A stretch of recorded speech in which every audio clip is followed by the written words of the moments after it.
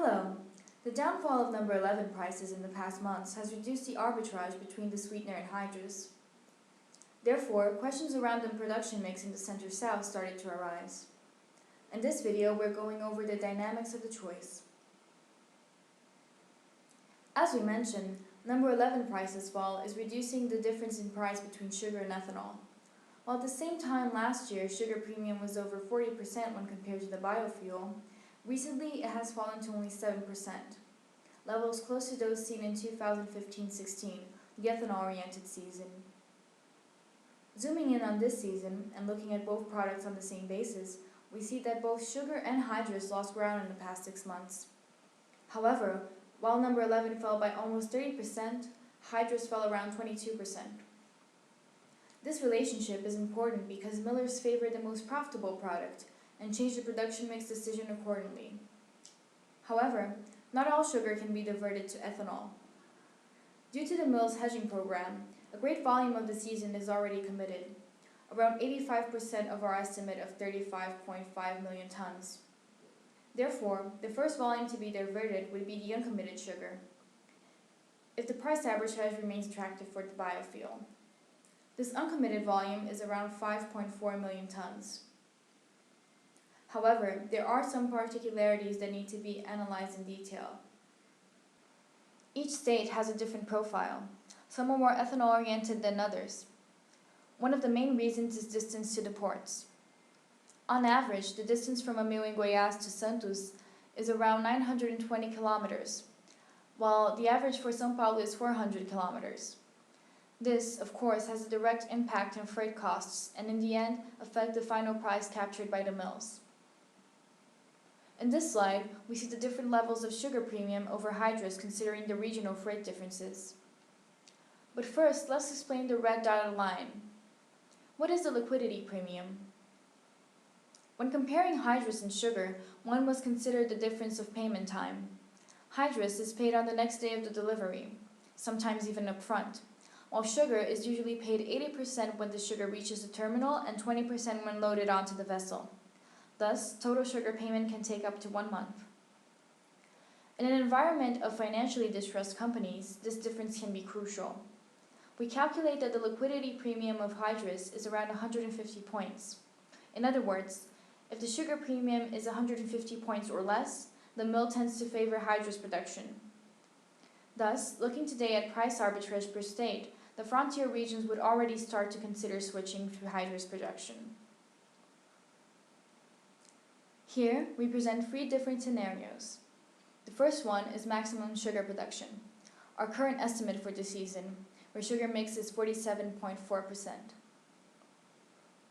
The second one considers what we mentioned in the previous slide, the frontier state switch first taking overall sugar mix for the season down to 45.5%. The likelihood of this scenario is possible if the arbitrage between the two products is sustained. Total sugar output is reduced by 1.4 million tons. In the third scenario, we consider sugar mix reduction throughout the CS, taking it down to 40.3%, similar to 2015 and 16. This scenario is the most stressed one, and we believe that it is unlikely to occur. There are some points that need to be taken into consideration in the analysis. So far, we talked about uncommitted sugar, but one might ask, couldn't the mill switch production in the committed part? Well, yes. However, there is no free lunch. One option for the committed sugar is to wash out the deal. However, washouts incur costs, and the total P&L of the operation has to be analyzed, not only price levels. The total P&L considers the washout costs, take-or-pay, and the trading house fee, as well as the arbitrage between sugar and Hydrous. After all, the mill would be exposed in the market after the washout and needs to decide which product is more profitable. Considering a scenario where the entry point, at which level was the mill priced, is 18 cents per pound, the market is now around 14 cents per pound, and the Hydrous spot price is at 135 reais per liter, the P&L would be around 80 points. Too much risk and trouble for a low return.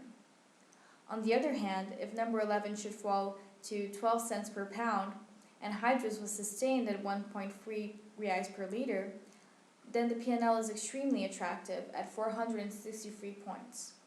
At these levels, washouts are worth the hassle. Another point of attention is the option to roll the sugar forward. In this case, the cost to be considered is the cost of carry, which varies depending on where the sugar will be carried. The mill warehouse, of course, being the cheapest option. Thus, in our example, we are considering the cost to carry at a mill. The charge has to be seen in two phases. First, whether to roll or not, and if the option is not to roll, should the mill produce sugar or hydrous? In the first phase, if you decide to carry, then the analysis ends here since you produce the sugar to deliver against the March 18th. On the other hand, if the P&L to carry is negative, that is, if the price forward plus the carry costs are higher than delivering today, you have to consider the arbitrage for sugar and hydrous.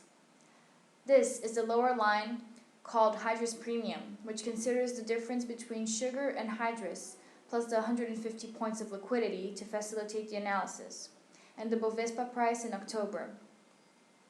Therefore, below 14.75 cents per pound further down the season, mills would rather produce hydrous, thus reducing sugar availability at the end of the season.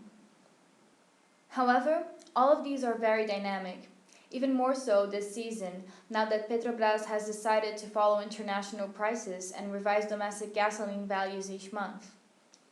This means that the hydrous ceiling can change on a monthly basis, and therefore the arbitrage with sugar as well.